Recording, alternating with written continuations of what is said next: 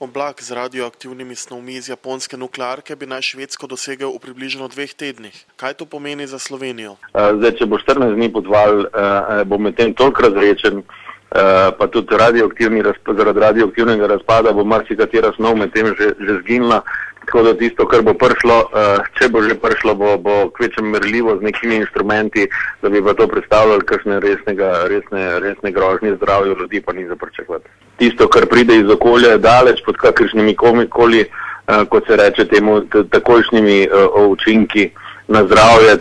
To ljudje začutijo, da so obsevani, samo kot da so res izjemno močno, že smrtno nevarno obsevani, to pa je daleč od tega, kar se dogaja med takimi dogodki. Tako da čutili to nečutno. Kaj pa dolgoročne posledice, so lahko vseeno kakšne? Pri nas, kot pravim, ne, ker pogledajte, taki dogodki so se dogajali v minulih desetletjih pogosto, ko so atomske bombe probavali po svetu. Američani in Rusi in Francozi in Angleži pa Kitajci so pred 40 leti tako rekoč tedensko sprožali atomske bombe v ozračju in so takrat sproščali velike količine radioaktivnih snovi v ozračje. Res, da še danes lahko izmerimo ostanke tistih radioaktivnih izotopov iz tistih časov, vendar je to daleč pod kakršnimi kolimi nivoji, ki bi lahko vplivali na zdravje ljudi. Se lahko kaj takega zgodi tudi pri nas, če imamo v mislih našo nuklearno elektrarno? Torej, do potresa seveda lahko pride, če bo tako močen, ne vemo, ampak naša nuklearka je grajena protipotresno in mislim, da so naši standardi pri tem so bili podobni tem, ki jih uporabljajo Japonci.